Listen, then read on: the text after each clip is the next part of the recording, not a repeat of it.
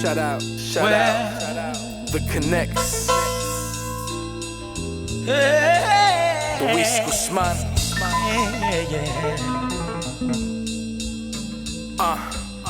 Don't ever go, never leave my side. Passion's all I have, courage is my drive. And if I lost you, I would lose it all together. I wouldn't have Welcome to I'm an Artist, Not a Salesman podcast, where we highlight the journey of entrepreneurs and business people alike to showcase that every light and dark moment creates a beautiful piece of art. This is episode 28. I am your host, Luis Guzman. My guest today is an industrialist in the home and garden space, an owner and hands-on operator of Steve Griggs Design, which provides a one-of-a-kind residential landscape experience tailor-made to each and any client. His talents stretch from strategic planning and general construction, as well as creating a full backyard experience with kitchens, lighting, pools, and providing an unparalleled aesthetic vision for your oasis. He has been featured on Huffington Post, Forbes, Business Insider, and Bravo, as well as personally designing Dr. Oz's backyard as well. A best-selling author of Straight Dirt, a book where he tells it how it is in the landscape design space. He carries a bachelor's degree in not just landscape architecture, but also in business administrative marketing from Mississippi State. With charisma, knowledge, pizzazz, and all, his electric passion can be felt not only in his projects, but in his personality. Steve Griggs, welcome to the show. Man, that's lights up. My man, we don't mess around, brother. Come on, the best for the best. Let's go. Let's get it done. I'm pumped. Steve, thank you so much for making time, brother. I mean, this is like part two because we literally just had part one out there in the hallway for 10 minutes. Got a lot in common. But yeah. man, a lot of commonality. I'm loving your energy. I love what you bring to the table. Can't wait to get to know you a little better and to hear your story, man. Sure. You know, so Steve, I always tell everybody, I always say this on every episode is how I set it off. And I'm asking you the same question. Who is Steve Griggs? Good one. Steve Griggs. My man. I'm just a fucking regular guy. Man. Like grew up, my father was a construction worker in New York City. Okay. I worked in the union. I would come home from Christmas vacation from college. I'd go work for him and go with him. He's not his own boss. He was in the union. I would go down there in the city. You know, you're home from college. You're out all night with your friends, and you have to get up at 4:30 and go to New York City and work. You know, but I saw that work ethic in him. That no matter what, with 5 kids, got up to work every day, went to the city every day, and came home. So, you know, that was just been instilled in me early on, and I just carried that over into my business. Wow, that upbringing is beautiful. I mean, because I think about even my parents growing up, like they worked so hard to just get, just enough, right? And then 4 or 5 kids, 3 kids. It's 3 in mine, and it's just how did they do it? With the resources that were available in the 60s, 70s, 80s to today, how it's so vastly different. You get laid off from work. And, construction in New York City in the 70s was down and up. But he always found a way, right? Absolutely. On the hot dog truck, I got started into landscaping because he used to trim bushes, right? Really? And then he used to drop me off to trim the bushes and come back and pick me up later. He would take the money, and then it was like, holy shit, like I was pretty, like. He started absorbing.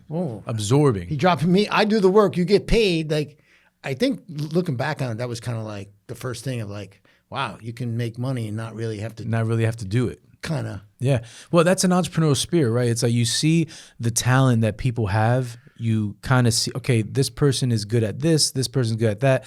And then you kind of like just, put it all together and make it work for you in a model that is good for business, sure. Right?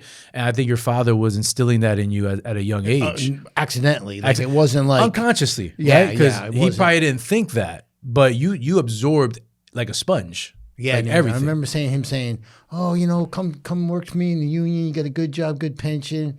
I was just saying, like, "Fuck."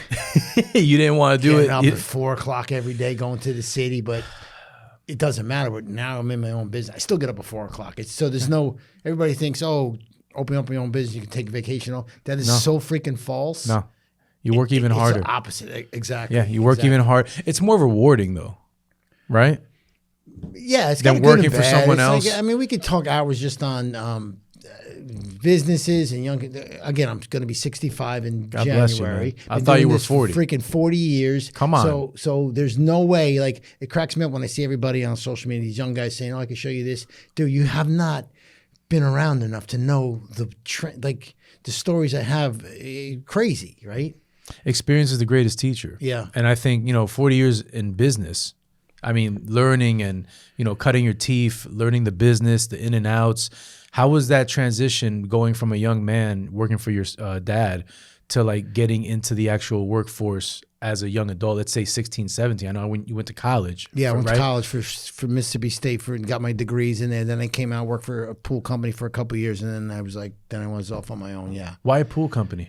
I don't know. It was a good area. It was a very wealthy area up in Westchester County. Okay. So he sold very high-end pools.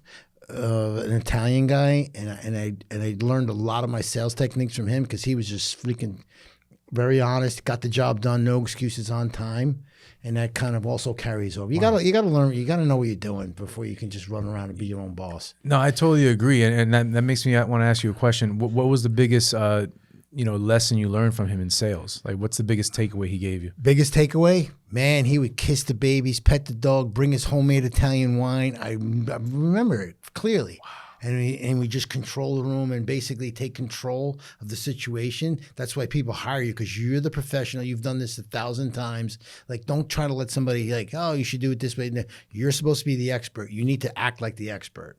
100%. That's it. And 100%. You have to go in there with confidence and certainty to make sure that they know that you're the man that can pull this off. That's it. And that's beauty, right? And that's something that can't be taught. It's something that you can learn, but you can try to teach it, but it's got to be, some of it has to be kind of like instinctive and learn throughout, repetition and practice, right? Because when I started, I mean, I was sales director, and I mean, my first sale was horrible. Like, I sounded so cheesy, cookie cutter, I'm reading off a script type of thing.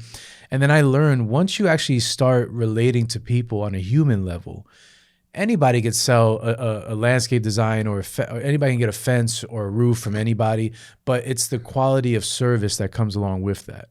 And I think that's the biggest key thing. It's just listen. Yeah. Listen to the people, what they want. Like, don't go in there trying to talk less than you listen, right? As they say in the sales thing. Listen. Mm-hmm. And then, that's a whole nother, the sales process. And, but the title of the podcast, I'm an artist, not a salesman. When I saw that, I was like, I wish somebody would have taught me that. Like, early on, I was always the artist, and I was like, oh, the money will follow. If shit don't follow. Like, it's a freaking business. Like, you got to run it like a business. Like Jay-Z said, it's a business, man. Yeah, whatever. But like, return on investment. You got to run it like a business. Oh, I'm an artist. Oh, just give all the shit away for free. And like, what's the bottom line? You got to make money. It's not a non for-profit. You got to make money, and you got to put the oxygen mask on first so you can take care of everybody else. It took years to learn that. Years. Was there something that sticks out to you that was like a big failure in the beginning, as you were like, Big one, dude. What was like? You got one that stuck out to you? Hundreds. Man, a lot of mistakes. Thousands.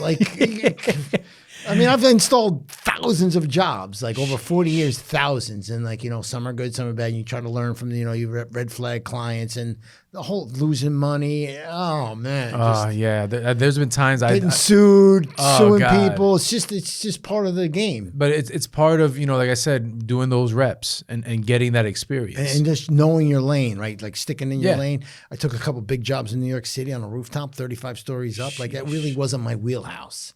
Got my ass handed to me. Yeah. But now you know. Yeah, don't work in New York City on the rooftop. Don't work on a rooftop. Yeah, oh my God. That was a lesson. So anyway. So then after doing all these things and making mistakes, learning from them, what's your niche? Like, niche is turnkey outdoor spaces for busy business people that don't mind paying a premium to get the job done right the first time, because they don't want to have to go back and fix it. Yes. They don't want the headache. They'd rather go make their money on Wall Street or running their business and making sure that I have it covered while I'm there, right? Cost opportunity. Yeah, it's like they're smart people. Yeah. At the end of the day, I'd rather pay a premium, like you said, but I have enough time to go do what I need to do to make more money to pay for my landscape design. Absolutely. I learned that a lot from a lot of my clients. Yeah. And, you don't get that from, the white collars, right? The investors, the traders, the brokers, the attorneys. I've never had many issues at all with any of those clients. No. They're so easy to work with. They understand. But they're all not easy. They're all not easy, but for me, I don't know if you feel the same way. It's almost like a game, right? Like you're like, ooh, this is kind of hard, but I want to get through this to get to the end and to show this person I can achieve what they want. Don't bullshit them. Like, don't bullshit them. Be straight with them. If you can't make the date completion, if you can be upfront, be transparent. Yeah, like don't try to, like, if you're gonna mess up, tell them I messed up, or you're gonna handle it, right? So those are certain traits that when working those type of people, they just want to give them the straight up. What are the red flags you look for in clients when you're vetting them out for a job? It depends. Like, it's when they start getting too involved in, like, trying to tell me my job and what's that. I gotta have. There's only gonna be. I tell them flat out. There's only one chef here. I gotta be the chef. like you're not gonna come over. You can give me your advice and the colors. You can give me the salt and pepper, but yeah, give me the salt and pepper. But man, give me the freaking chopped meat and the steak, and I'm gonna put that thing together. The red flags. Oof. You're like, maybe I shouldn't take this on. No. There's more times than not where I took the job when I shouldn't have taken the job. I'm like, man, I didn't see that coming. That's happened to me too. Yeah. Man, sometimes we get tricked. Man, we get I tricked. Didn't see that coming. Like, it happens. I should know better, and I kick myself. Right. So that's really the biggest thing. That's the first thing when you said it popped in my head is the ones I shouldn't have taken, but I've taken. But it makes you good though, because I've had situations where I took on a client and so nice, we got along so well, it was simpatico, right? And then one thing, it's like they switch, like Jekyll and Hyde. And then you get that, aha moment, like, oh God, I should have never took on this project. This is insane. I mean, there's no roadmap to really perfect that. You're just gonna get your no, there is actually. Actually, you mentioned. I'm gonna say that there's times when, we design the projects and then we'll subcontract out a lot of the work with the electricians and the plumbers and all that. And if somebody drops the ball and makes a mistake, and the client sees that you're delaying, you're not on top of that problem. Now you've given them doubt. Now they don't have certainty anymore. They have a little doubt. Yes. And then they start questioning everything. And I tell the guys, you put this on yourself. Wow. It's so ironic. And I'm saying wow because I go through that in my day-to-day. Because I tell the team, listen, any type of uncertainty that you give them will create 1,000 other problems for you. Even if you don't know the answer, sound confident that you're going to get the answer for them.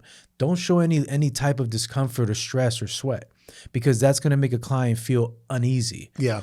So no, even if you don't know the answer, hey, I'm going to contact you right back. Let me get that answer for you. Don't worry about it. Not a big deal. Something simple as that will give somebody some ease. But when you start seeing the dominoes drop, the whole house of cards comes down.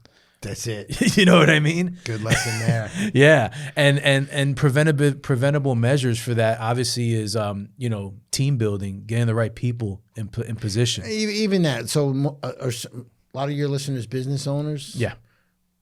Communication is number one. Like, you can have all the teams you want. I have all the emails, the freaking text, everything. But if you don't communicate and keep the client in the loop the whole time, like, even think about your own house. If you have people coming over, you can't just not show up. It's true. People are expecting you. They got to put the dog away. The kids are coming home from school. So it's really just, I think it all boils down to setting the expectation with the client. That's number one. 1,000%. Setting the expectation. This is what you're getting. Processes, right? Right after you get that, the ink dry on the contract, now you got to get to work. Now you got to, everything you sold in the sales pitch has to come, to fruition. You're the guy. You're the guy, yeah. Yeah. So the processes that you have in place, I mean, how did you set up your processes in your business? It took years. We have checklists. I have Daniela in the office. Everything's a checklist. I'm constantly on that ass. Yeah. You got to be on top of it, man. I'm going to call you. This is it. You're going to get a phone. You're going to get a text. I'm going to call you right after that. You're going to get an email. Like, that's just the way I'm wired. Like, yeah.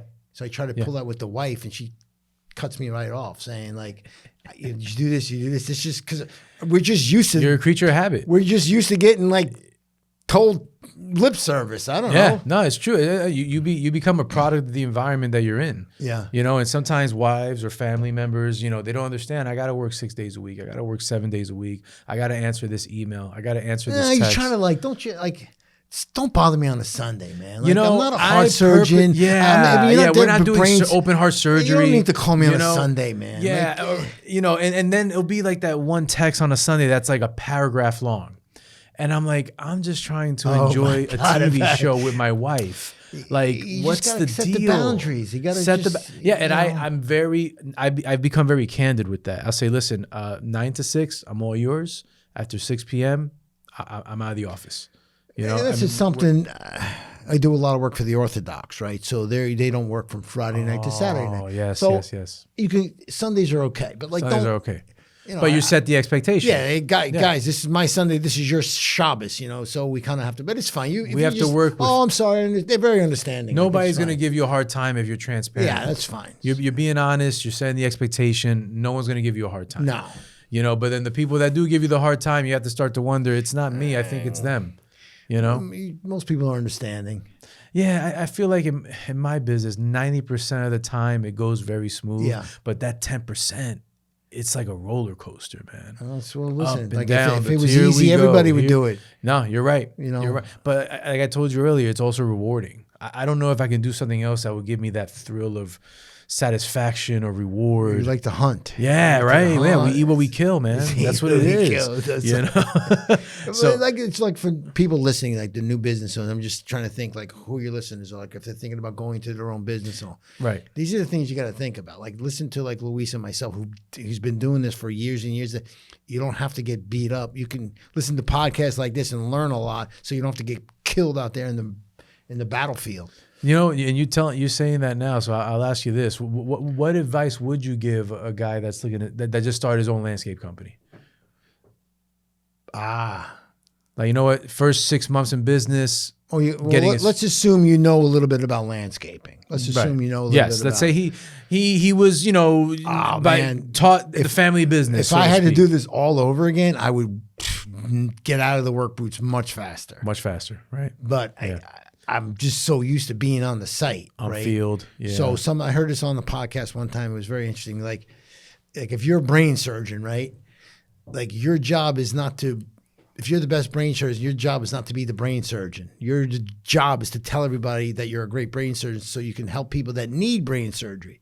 So I say to myself, that's why I'm here. I don't wear a coat and tie. I'm in work boots and jeans, really shorts till like November. Yeah, I hear you. But Me it's part of the business. Like my job is to get out there and tell everybody how I run my business, jobs I've done, so you can attract more business. My job is to get more jobs and to same with You're the face of the company. Yeah, man. I'm not useless if I'm digging holes. You're correct. You know, you're not. It's not valuable to be there. You know, digging holes and being on the job site.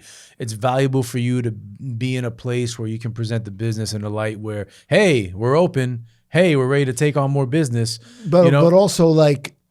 You got to rule with an iron fist. Like, I mean, I know what's going on in the jobs. Project managers report to me. I stop by the jobs every freaking day, usually very early before anybody gets there. You got to be one step ahead of your subs. So they're like, damn, this guy can't get anything over on him. No, because, you know, in that world of construction, I mean, you got guys that'll steal material. You got guys that'll be drinking on the job. I mean, I've heard crazy stories in the construction world. So, like I said, building that team, but then actually managing it from a perspective of trust, where these guys, they trust you, but they want to work for you because you're stern but fair. Yeah, one of the tips I would actually give is if you're gonna give it ass chewing in the morning, I always bring the box of Dunkin' and some donuts. There you go. This makes it soften the blow. Sweeten it up. Yeah. You know, I mean, really, it hurts all the time. Yeah, you know, I think, you know, besides, you know, being stern and running a good business, you got to have a heart, man. Like, I mean, sometimes our guys, you know, it's like 10 degrees outside. It doesn't kill you to go drop off some hot chocolate, get them some lunch, you know, be there for 20, 30 minutes, show them that you're invested as much as they are.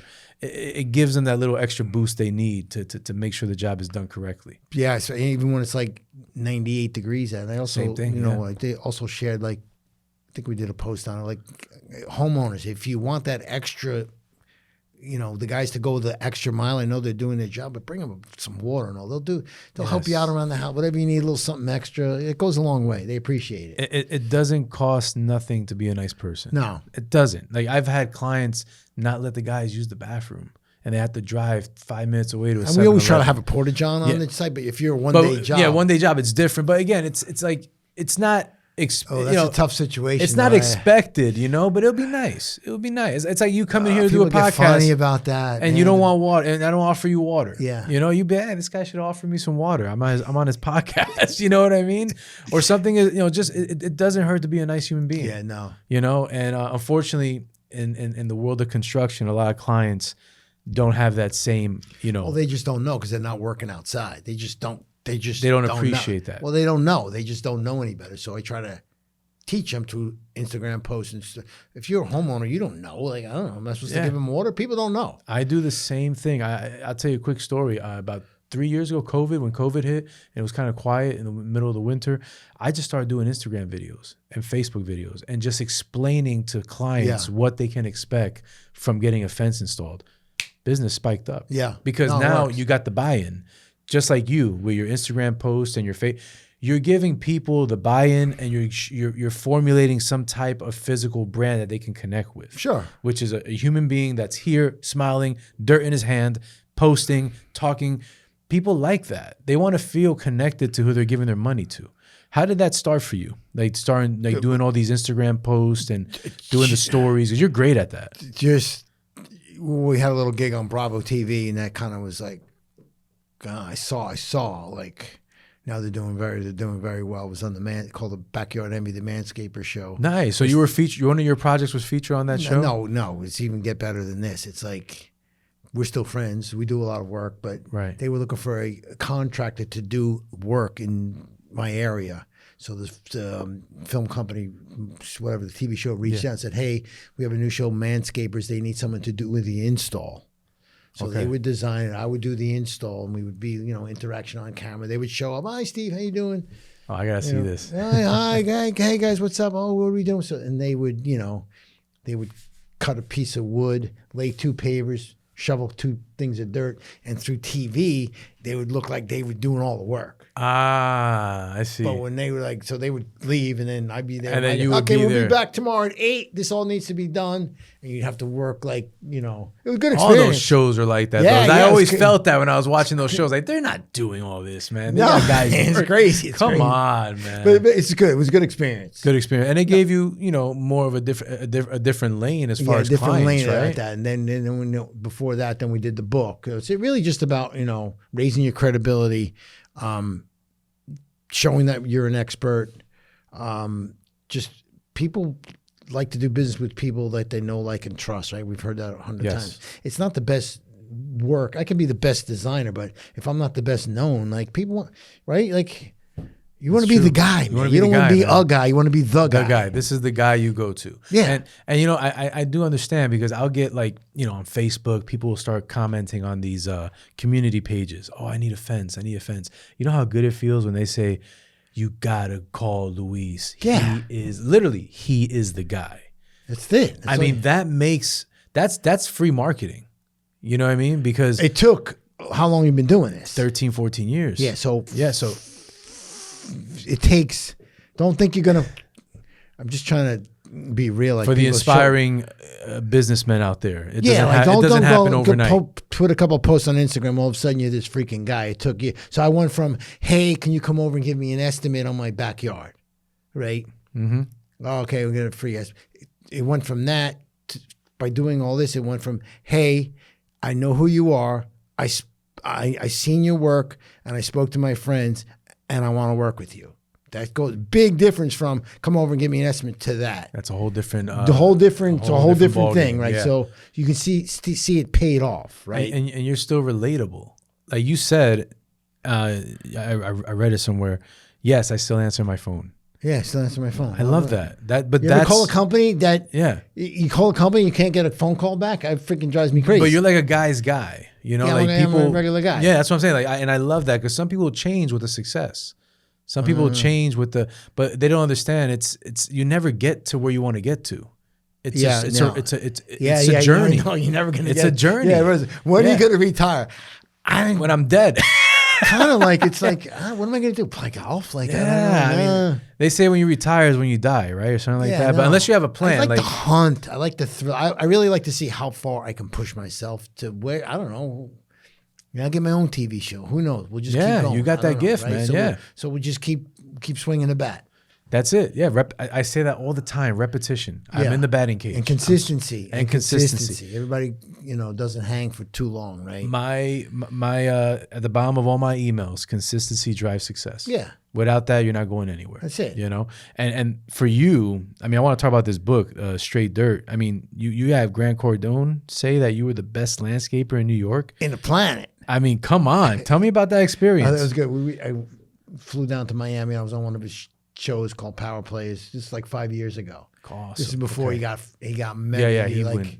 So, but yeah, he was an inspiration for me writing the book. Yeah, this is about 5 years ago we did the book. Wow. Right? How did you connect with Grant? He used to have this guy Rob. We used to do some filming for him, and then I met. I don't know. Just one person to the next. Yeah. It was just kind of one of those things. And he's like, "Can you come down to Miami?" I was like, "Yeah." So we took the wife and the kids and spent a few days. And Nice. this is right before my kid went to school. He's like, "Oh man, you don't need to go to college." Like he was going like this is in August. He's leaving like 3 weeks to go down south. But no, he's a good guy. He's a good guy, man. He gets a lot of shit, but he definitely is a good guy to watch because look what he's done. Oh man, he's built an empire. Yeah, and was he one of the inspirations behind the book that helped you? Yeah, him and another guy that was on his show is David Breyer. Shout out to David. David Breyer he's a branding expert. He's the one who helped put the book together, along with Patricia Ross, the editor. Nice. And it was a process, a lot of work, but a lot of pictures, just a lot of work. But and what's the everybody's like, "Oh, do you make money off that?" You don't make money from the book. The book is just really a stepping stone. You wrote the book, so you're the guy because you have the book. And it's something else to add to your portfolio. Yeah. Like when if, let's say you meet a client that doesn't know you, hey, you can check my book out online, go to my website. Success leaves clues. That's something that I say everywhere I go. Yeah. And I tell people, there's a reason why I'm here on your doorstep. It's not because I just magically appeared. You know how good I am. That's why I'm here. So the better you are at what you're doing, the clues will be left out for the client to figure out. So how do you differentiate? So what I do is, okay, we did the hardcover book to make it elevated, and then I'm saying, oh, you're a pool guy. Like, it's very hard to compare apples to apples with what I do because it's like they can use smaller plants and different material. Like, yeah. And they're like, oh, you're $50,000 more than the next guy. And I'm trying to explain to them that if you don't have a design comparable to each other, you can't compare apples to apples. Clients just don't know. Like, why are you so much more? Yeah. I'm giving them a different product. Where a fence is more of a 60 feet of 6 foot high. Like it's a very. I think it's a harder sell because it's like, how do you combat that? It's a harder sell because in landscaping or in a more customized setting like what you do with design, you're like collaborating with the homeowner on what their vision wants to be. With me, it's like, just give me that plastic fence. That's all I want. But I get into the nooks and crannies of the actual quality behind. I kind of compare it to food. That's always been my biggest comparison.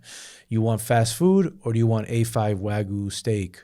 Do you want filet mignon? But I just want a fence, bro. Well, if you want a fence, we can offer it to you, but we might not be the right fit for you. Why? Because we only carry a certain level of fencing. That's what somebody else said. Like the Home Depot fence is very they don't very understand thin, that. and it's why are you $80 a section? Well, and the I'll tell you why. It's because of the extrusion process. Like there's something with extrusion where the plastic is not the best ideal plastic for that project, which means in 5 years it could turn yellow. See, he dropped. Notice, listens. He dropped that $10 word extrusion. If I heard somebody drop, if I heard him drop the word extrusion, I'm like, guy knows what he's talking about. Give me a come on. Right? Like, that's it. You got to know what you're buying. That's you it. know what I mean? And some people respect that because you know why? They'll do their due diligence. They'll go get 1,000 estimates and come back with their little book report and say, man, you were right. You're right. That's why you're the man. That's another, and I know you probably heard that a million times in your profession. You're right.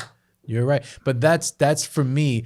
Yeah, making money is awesome. Return on investment is great. And yes, we want to have a thriving business. But for me, since how you said you're like a hunter, I'm kind of the same way. For me, it's all about the game too, though.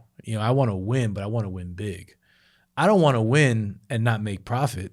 I want to win, make profit, and some, and deliver on my word. Yeah. At the end of the day, that's the key thing. Personal development, right? Personal development, because you know what? It's all, at the end of the day, I sleep good at night.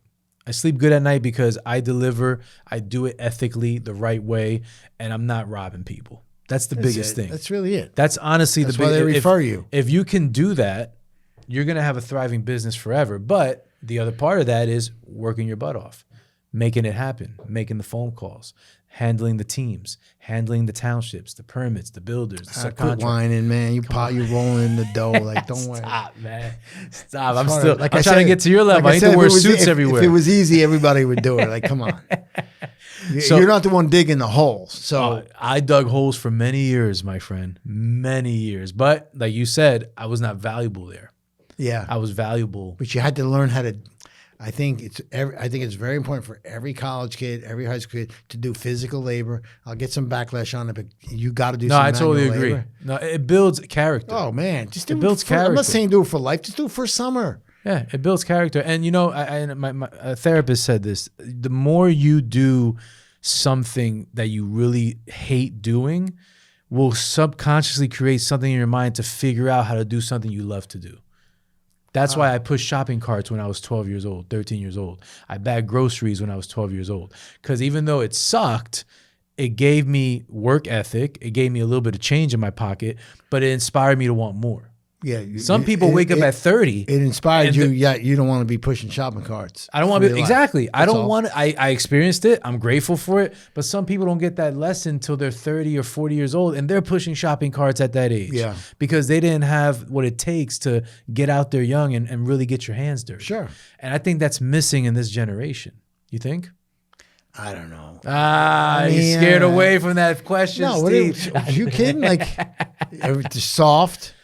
They're all soft. Like, I think everybody should work manual labor. Yeah. In the summer, raking You think rocks. it should be like a requirement? Yeah, like, I had one of like my school? kids. I had my kid do it one time, one summer. He lasted 2 days. I'm like, well, you got a choice. Either you can come back tomorrow, or you get another job. He got a job the next day at a pizza delivery guy.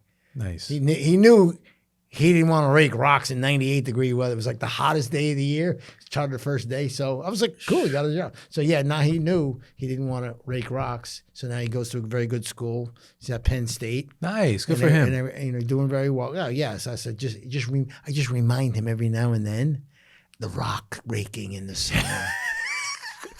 You need that though. Yeah. You need Cures that. him every time. No, it's it's funny you say that because we complain about first world problems all the time, and I think to myself, man, I used to bag groceries. I hated doing that. I will never go back to that. Yeah. I don't want to go into my pocket and feel lint. I don't ever want to feel like that anymore. Yeah. It's a scary thing, survival.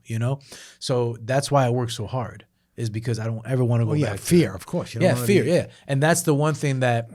Al Pacino said this in the movie Heat, and it always resonated with me. He said he was a detective, and the girlfriend was telling him, "Oh, you're always so on edge," and he said, "Yes, this is the angst that I need to make me great at my job. Because if I don't carry this angst around, I am no longer good at what I do." And I was like, I'm that's good. paraphrasing, but it's good because we need that angst to carry us to the next level. When you become complacent, you die. So maybe I'll use that line on my next job when I'm freaking out at everybody saying, what the fuck? You got to use that line. Yeah. Get Al Pacino on it. Oh, man, you got to chill out. No. I don't chill out. No. I don't chill. No, it's 100 miles an hour, man. It's a Push. Yeah. I I say that all the It's time. kinda Just like- push. Just push. kind of think it's like a sport. Like I do Yeah. it for sport. No. Like in my head, I'm like just messing with them. Like I'm not really serious, but Yeah. I'm just trying to like freaking like. Yeah, it's competitive. It's what's the hardest thing you do besides work in your life? I always feel like you should always do not really something work. very hard. Like me, I wake up every day at 3:30. I work out from 4:30 to 6:30. I think I ride my bike in the morning. Yeah, there you yeah, go. yeah. That's Oh, what I'm yeah, saying. yeah, Like yeah. you do anything vigorous, like bike riding, something Yeah. physical to kind of like set the tone for the day. Oh man, if I go bike riding in the morning, I could with the light. I have the light on front of the thing. Nice. How many miles you do? That's just like 20.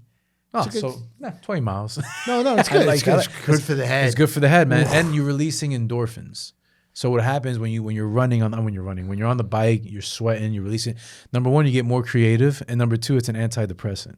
So anything that you stress over automatically goes away. Yeah, but I'm not riding a bike in the gym.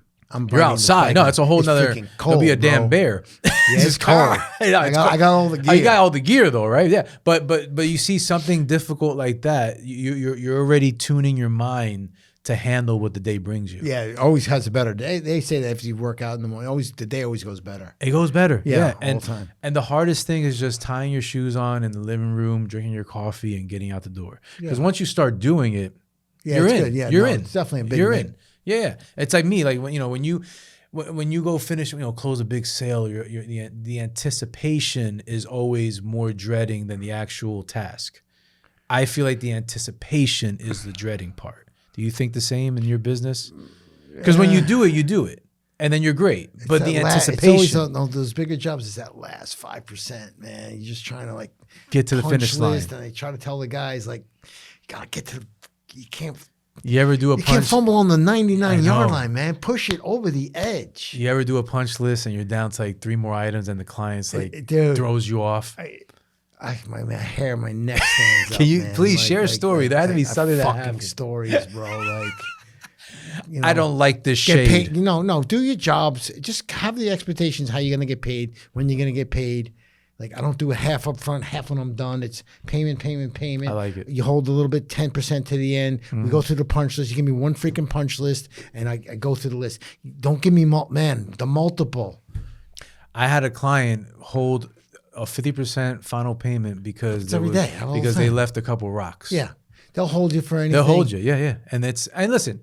And I go back to the guys and I'm going, you see what's happening here? We're not getting paid because you guys did A, B, and C, and now it's in their head, and now they're looking for everything. You come to this job and you drag your feet, and they want you in and out and be freaking like a Navy SEAL team. Yes. If you drag and they just have more time to like pick apart stuff. That is for all the contractors out there for sure. Like, yes. In and out, but make sure you do a very good job.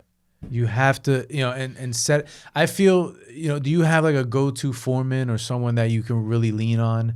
Like you don't have to be hands-on all the time, but this person got it for you. I just gotta be. I'm not a Angst. micromanager. It's the Pacino angst thing I was telling you about. It's like the buck stops with me. Like, they say sorry, but you want to be the guy. They don't hire you for the second string team. Like, if they're calling me in, like, they don't want me to say, oh, yeah, you have project managers and all, but then that Saturday morning meeting, like, your ass better be there, like, to walk the client, usually like walking. You have to be accessible, man. Yeah, you got to be accessible. Like, and, it happens for every 100 clients. There's probably like 10 of them that want to still talk to me directly. And, you can, refer them to this person, refer them to that person. And guess what? I can jump on the phone with them in 2 minutes and you give. It's like I discovered fire. Yeah, but it also goes back to like setting the expectations. Like, hey, just so you know, I'm here, always here. Like, but if shit hits the fan, like, call these numbers for whatever you want to. Yeah, well, granted, the calls for me have gone down a lot because the system is so good in place. But there's always going to be that little bit of offsetting. But that's part of the deal. Yeah, that's where I always say to myself, you want to bag groceries, or do you want to just handle this little bit of minutia? That's it. Do you find like someday you're the hammer and someday you're the nail? And you're getting nailed. Like I used to say it to my wife. I said, today I was the freaking nail, man. I got my ass beat up. Like, and then some days your mental attitude is down. I don't know. It's part of being your own boss, right? Like some days you're like, I don't know. You're just, the energy's low, right? And then you're back up the next day. Like, it's not every day. I'm like, oh, I'm all. You're an imperfect human being. We all are. So we're gonna have our ebbs and flows. But I like that you're talking about that, Steve, because I think now we're living in this culture of social media where everybody's an entrepreneur and they make it look so easy on their phones on how much money they're making. I get and jealous. How happy their life is. I get jealous seeing that. Yeah, me too. But I want you to tell the real right now. Like, what is the real stuff that we have to go through, that you have to go through to earn a living? Like, tell these people that are listening right now some sound advice. So one of my mentors, social media guy, great guy. He knows who I'm talking about, and he makes he stumbled upon it during COVID accidentally. 2 million followers. He gets paid a lot of money to do things. Right. And I'm like, fucking killing myself, and you're fucking making TikTok videos, and you're making I'm killing myself for it. So so the self-doubt preaches in. But he said something, he goes, he goes, you have a real business. Like, I didn't think about that. You have a real business. Like, they shut off Instagram tomorrow. Like, I'm out of business. Wow. You know what I'm saying? Like, so it's, you got a good point there. You got guys and workers and things. He goes, but I'm on Instagram. Like, but if they cut me off, Wow, that's so it's very poignant that you're saying that, because I had a conversation with somebody in the entertainment business 7-8 years ago. Very, very successful person in the entertainment business. And this person was stressed out, and he was talking to me, and he said, listen, you have a structured thing set up, like what you just said. I have to sell a concept. And when that concept goes dry, I have to sell another concept.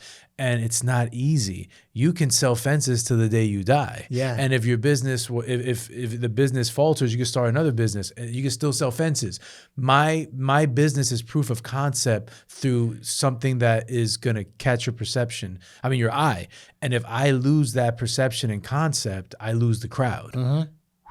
It blew my mind because the grass is always greener on the other side. That's, I guess the moral of the story is that, right? Yeah. It always looks better from the other person's point of view until you're actually in that point of view.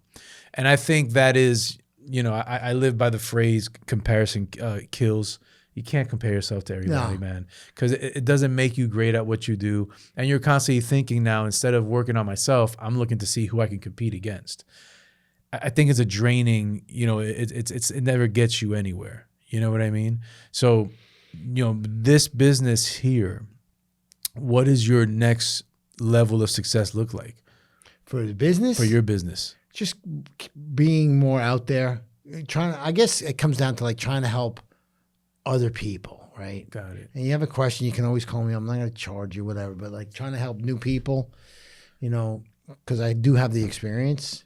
And it took years to, convince myself, maybe I do have one or two things to say just from my freaking war stories that you don't have to do, right? Yeah, consulting. You can get into consulting. Yeah, we're going to be writing a small course just to kind of, I was suggesting write a course on how to do what you do, like, but not how to be a landscaper, how to run the business of it, the business side of it. Because like I'm an artist, not a salesman. Like the first thing that I thought of is like, yeah, you're a freaking businessman. Like, you're an artist salesman. Like, you need to sell and become. You got to have both. You got to have both. You just can't be like if you paint beautiful pictures and nobody knows about you're an artist, like, you're going to be one of them freaking starving artists. Well, that's what stuck out to me when I was doing my research on you, is that you hold 2 bachelor degrees, one for the landscape and creative design and one for business marketing. Yeah. So you got the salesman and the artist both in one. Yeah, but it was only from years of, they teach you the theory in school. You got the theory, but not like the real world. Nothing like the real world. So you did most of your knowledge on the field, not in the classroom. That's what sticks out. The stories. That's what sticks out, right? The ass beating.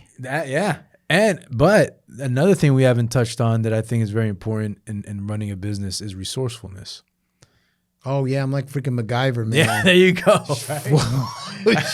Whoa, whatever it takes. Yeah. Oh, totally resourceful. Yeah, 3 doors closed, you break the third one down. Just always be moving. Yeah, that's it. So can you tell these inspiring people listening how to be more resourceful in their journey of business? Just like one thing sticks out of my head. We had a job we're doing, and we had a really bad summer a couple summers ago, and a freaking 8-foot interlocking wall fell down, man. How'd that happen? Thank God nobody, it was poor subcontractor we had, right? Anyway, it was a long story, but never used whatever. No, it ended up being a hassle, right? But the key was like just calling the owner up, don't come home. That was literally the answer. Don't come home. It was a summer house. I was like, don't come up this weekend. Like, wow. Wall fell down. Nobody got hurt. Right? Yeah. So, and I mean, it was a mudslide. It's an 8-foot hall. I mean, it's an 8-foot wall. 8-foot wall tumbled down onto the tennis court. A bunch of damage on it. Nobody was hurt. And then the mudslide filled his pool up with mud. Filled his pool with like a foot of mud. I'm like, holy shit, he's gonna freak out. So resourcefulness. So we tried. How do we clean the pool? I'm like, dump the pool, dump it. Nice. Dump the pool. Get the water out. Clean the mud. Call the water truck. There's a bunch of water trucks that come and fill the tanker truck up, fill it up. That's knocking it on out. your feet. Yeah. Just get it done. Nobody cares. Usually, it's not my fault. They got subcon. Nobody cares. Fix the problem. You fix the problem. That's why they pay you. Yeah. Right. So it was a good lesson. When life gives you lemonade, make lemon, whatever the story. Lemon's lemonade. So it was the same thing. Yeah. Wow, that's a good story. I like telling that story because it sucked during when it happened, but. Again, it's why they hire you. I'm like a hired gun. They bring me in for the tough. You solve the problems. Jobs. Yeah, I'm the same way. By the way, this wall was on top of a mountain with a tennis. Like, it wasn't an easy job, just getting it up there. But I like the hard job. That's what you get paid for. Yeah. Anybody can dig a hole and put a pool in, right? Yeah. No, you're absolutely right. But it's the thinking on your feet, you know? Yeah, trucks break down cars. I mean, just, whatever it takes. I know the drill, yeah. Whatever it takes to get the job done and get paid. Yeah. You know, and you're going to go through a lot of wars and battles and up and downs, but the true testament of your character is getting to the finish line. You know, and it's crazy. Everything we're talking about, it all ties back into being 12 years old and doing manual labor. Have you not done all that, it wouldn't have set you up in your life to have that resourcefulness or have that will to just make it no matter what. No, I think construction business is very good business. Like it's very, home improvement, that's very big now, right? Yes. So it's always like, Yes. Eventually this other computers. I mean, everybody wants to be an influencer. I don't know. That's what I find. Yeah. No, I get it. No, and listen, it's cool. Like, when I do my little videos and stuff, it gets traction and customers. The weirdest was when this one guy, it wasn't weird, but he was nervous around me. And I said, it was fine. He's like, he put his hand on my shoulder. He said, you know what, man, I just want to thank you because I'm on disability at home and watching your videos for some reason bring joy to my life. And I was like, wow, Oh, that's good. Like, this is more than just a fence now. Like I'm touching lives. It felt great. That's why I wanted to start the podcast too, because I want to touch people's lives, not just doing their fence, but in all aspects of life. Someone can hear this and be inspired. Yeah, you gotta help. It's a sad world out there. It is. A lot of people yeah. don't have as good as we have. No, so. I totally understand. Yeah. And that's what I hold my hat on. It's like, why am I complaining? Like people have it 10 times worse. It was good to complain. Everybody likes a good whine every now and then, right? It's decompressing, right? I mean, I have a saying, right? I wake up in the morning and I'm like, curveball's coming. Curveball. You got to get ready for it. It's not a question of if or it's coming. It's like if you're wanting to start out in a new business, just freaking hold your hat on. It's not for everybody. No. It's not. No, I totally agree, man. But I think your success. And I think your experience and what you've done in your field, man, I mean, it's inspiring. Yeah, just been doing it. It just comes second. And now it's like... It's muscle memory. Yeah, and you don't give yourself credit. I mean, we're our own worst critics, right? So, I don't know. I mean, it's no... Sometimes I don't watch my podcast. Oh, I never. Because I'm so By the way, critical. just for the Why record... did Julian do that? No, by the record, I won't even watch this. No, like my wife, she listens to every episode and she gives me her full honest opinion. I love her for that. But, she's like, oh, yeah, babe, that was so good. You didn't. I'm like, no, I see the verticals, I see the edits, and I can't listen to it straight through. I'm too overcritical of myself. Yeah, and it's just an analytical thing. You know what I mean? That's my wife. She's not on Instagram. When I did music back in the day, I couldn't listen to my songs. Everyone would tell me how great the song is. I didn't hear it. Yeah, no, I just memorized it. So if I ever had to perform it, I knew the words. But I hated listening to my voice. I'm learning to accept that now. Yeah, it's weird, what I mean? right? Yeah. It's weird because we're creatures of habit. We're used to a certain type of vibe and motion. But then when you're doing something out of the norm, in the beginning, it feels different and weird, but then eventually you just keep going at it and it becomes normal, just like everything else. It's like doing these podcasts. I mean, you like doing podcasts? I mean, Isn't it I like fun? it in studio. You like it in studio? I don't like the Zoom. I don't like the Zoom either. I don't like the Zoom. Yeah, it drives me nuts. No, because you know what? You lose the element of connection. I don't like it. You lose the element of connection. Being in studio, you feel the person's energy. Yeah, no, it's different. A computer screen can't quantify that. No, I mean, I still don't like public speaking. I never did in college or high school. I don't know. You just don't watch your own videos, and it's easy, right? Just don't watch. Nobody's watching, so who cares? Well, Steve, I'll tell you this, man. You've been an inspiration, and you've been doing a lot of great things in your field with landscaping. I wish you so much more success, brother, because you are super talented, super energetic, and I feel, just looking at this book, whatever you put your hands on turns to gold. So you definitely got a gift there, gold brother. or mulch, right? Even somehow or another, it turns into something beautiful. Thank you. No matter what it is. Pleasure meeting you. Likewise, man. Yeah. It was I got cool stuff. No, sure, absolutely. Man. I got a couple quick questions before I let you go. These are mastermind questions. I ask 2 or 3 questions at the end of my interview just to kind of get your feel on who you are as a person. So my first question is, what book have you read that inspired you the most? If you're a reader. Yeah, dude, I'm constantly trying to better myself. buying books, reading, skimming through them even, and trying to get one gold nugget out of each book, right? Shout out to Grant for sure. The 10X book was a big book. You know, So the Grant Cardone book. Yeah, just to try to that. Basically, the whole thing is it's going to take you. Yeah, one tip is it's going to take you 10 times as much effort to get what you want. Like, I got to make 10 calls. I got to make 100 calls. Like, it's not a quick fix. Like, business is not a quick fix. It's going to take you so much more effort than you really think. You know it. I like that. Yeah, I can relate to that 1,000%. Yeah. Well, you're preaching to the choir here, but the people listening that don't know that, that's a big golden Or nugget how about there. when I'm on the job site saying, guys, what's taking you so long? It should be like 2 hours. And it takes me, It takes a lot longer. It's like a lot longer. I know. Right? Oh, my Guys Lord. Tell me aren't done about yet. it. Yeah, come on, guys. I got to get paid. What keeps you driven in life? Just seeing how far you can push myself, you know, just from sports. And I treat it like a sport. Like, it's like really sport. It's really a sport for you, right? It's like contact sport. It's like, Yeah. You played competitive sports growing I up? played soccer. And Soccer? I went to Mississippi State. I was actually a cheerleader at Mississippi State. Come on. Yeah, man. Get out of here. How'd that happen? Went to Mississippi State for school, and I looked over there and I'm like, how do you get that job? Hanging out with all those pretty Southern girls. You became a cheerleader off of that? Yeah. That's freaking You got to like awesome. hold the girls up and do flips and all. I'm like, how do you get that job? Come on. Well, you gotta try and you did out, it for no. 4 years? No, two 2 years? Yeah, I Did soccer you have to for work 2 out for that? Yeah, yeah, I'm in lift- good shape. Yeah, of course. What was your bench press at that time? I don't know. You got to just be like, you just don't drop the girl. Like, Drop the girl. don't fucking. They're like 100 pounds. Yeah, they're like 105 pounds. You can throw them up in the air and catch them. Wow. And, you know, you push them up and then they flip it. You can't. Don't drop the girl because then they drop the lose girl. trust. Like then they get scared. You don't drop the girl. Sounds like a client. Yeah, You lose trust. Maybe it's back. Maybe it goes back to that. Like, Yeah, you see, everything's connected, man. don't drop the girl. Don't drop the ball. Like That's it, Don't drop yeah. the girl. You drop the girl, then she loses trust in you. That you know you have her life in her hand. Then she gets scared, and then it becomes scared. So yeah, big tip. Maybe that is. Maybe it's connected. Who knows? Might be another book there, brother. Maybe, man. Don't drop the girl. What person in your life has given you the most inspiration or has influenced you the most? I mean, you got to go with the dad, man. Dad, right? Just the grind, man. Just getting up at 4 o'clock, going to New York City, just put food on the table. Like, I mean, that's just make it happen, whatever it took. You know, I love it, man. And So- look, you're doing the same thing now.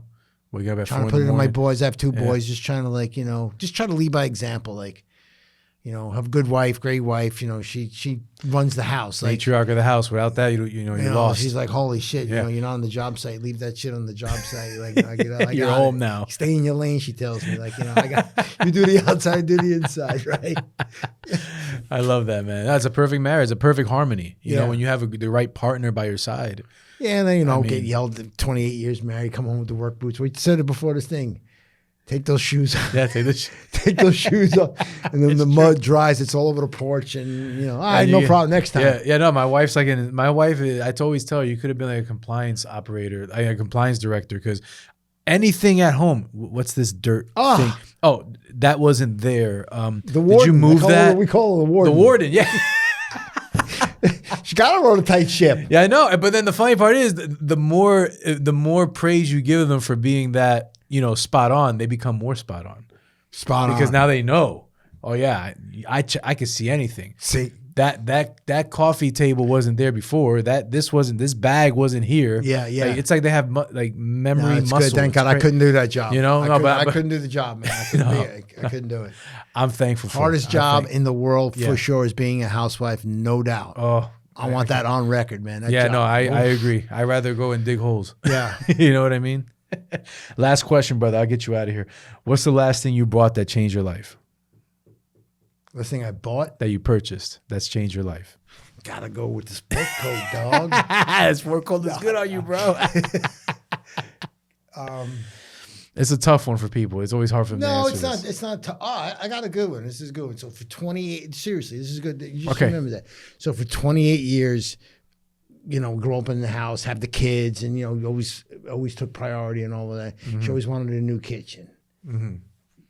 The new kitchen. Got the new kitchen. Yeah, but we know it starts off with the kitchen, but then before I was done, I had new freaking plates and forks and knives and everything matched, right? No way. I didn't sign up for that, but Yeah. you know, but it made her happy, right? So I was bitching and moaning like every other guy. I'll say that straight up, like, how much for cabinets? Like, and then then you had to get new furniture, and then I paint the whole house, and it just grew. But now it's done, right? So, but it makes you feel really good. I didn't realize coming home to a nice place, to a nice landscape, like it makes you feel good. Like, I don't know what that is, right? Coming home to like disarray and confusion and chaos, it's no good for your insides. No, right? Man, no, you gotta have a clear mind. Everything's organized. Everything organized, yeah. I mean, we used to have freaking wires hanging from behind the TV. Oh God, no, just plugging it in with the power strip. Yeah, no, I can't. I didn't know there was another way. The guy came in and he put it all on the wall, wireless and all. Like, I don't even see any wire. No, that's huge, a game changer, man. Game you know changer. what? You work so hard. You want to come home to your place of peace. Yes. And for me, it's the office. My office in my house. I mean, I go in there and everything, because I'm very OCD. Everything's organized. I love baseball. I got a bunch of autographed baseballs on my table. I got my book. I got my iPad. I got all the inspiration on the walls around me that inspire me. So that's there's order. There's not chaos. There's order. It's not chaos. If I walked in there and there was a pile of clothes and there was like I don't know, a garbage full of, empty bottles of water, I couldn't concentrate. So what is that from? So like before I do a new design, like the office gets freaking messy. I'm working on. But before I do a new design, I have to put everything away and wipe down the table. Yeah, man. Start fresh. Clean, man. Yeah, absolutely. Clean, right? You need a fresh start. You gonna bust out a wrap? You gotta bust me out a wrap. I haven't done that in so many years. Oh man, you put me on the spot, man. Off camera, I'll give you a nice wrap. So you that was your first gig? Well, I went to school for English. I was an English major. I was supposed to be a teacher, and then I ended up falling into corporate America, and then also being a rapper. And then I went from that to being a rapper, and lost. That's a hard business. It was a tough business, tough gig. I learned a lot. I spent a lot of money, a lot of great experiences. I still love the art. But who am I kidding? I'm not going to be a rapper at this age. I enjoy the art. I enjoy writing poetry and stuff like that. But my biggest passion now is, the cool thing about the podcast is, in the music world, you record an album and it'll take you 6-7 months to record an album. Then another 3 months to master, mix it. Yeah. I mean, I was very meticulous. So, I want to hear all the edits. I want to hear I don't like the way this sounds. Bring this up, bring this down, move this out, move this in. I was very hands-on. So then you release the music, and then, you're passionate about the 12 songs on the album, and people will listen to it for 5 minutes and they're over it. So the euphoria feeling of endorphins release, wow, this feels good. My project is out. I feel that now every time an episode drops. So I replaced the music with podcasting, but the podcasting, it's a lot more return for me creatively, because now these episodes live forever. Yeah. And I'm just not doing rap songs per se, but I'm speaking the stories of I'm showing everyone a different perspective of someone's life. Yeah. You with landscaping. I had a magician the week before.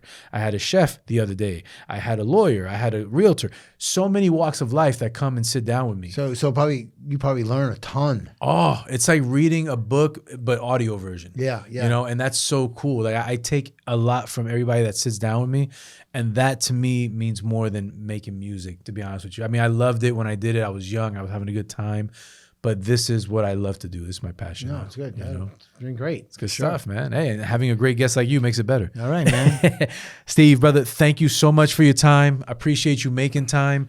Before you get out of here, tell everybody where they can find you, your business, all that information. SteveGriggsDesign.com. And then, as they say, the young folks, IG. I'm at IG. IG, check them out. Steve Griggs Design. Come on. That's it. I still do my IG today. I just click buttons and record and post. I don't even know. We just don't even look at it. Keep pushing along, Keep pushing it. Consistency. That's it. That's it, brother. Great to be here. Happy holidays. That's it, Steve. Thank you so much. Much continued success to you and your business. And if you ever need anything, feel free to reach out, man. All right. Thank you. Appreciate you, Take care. Man.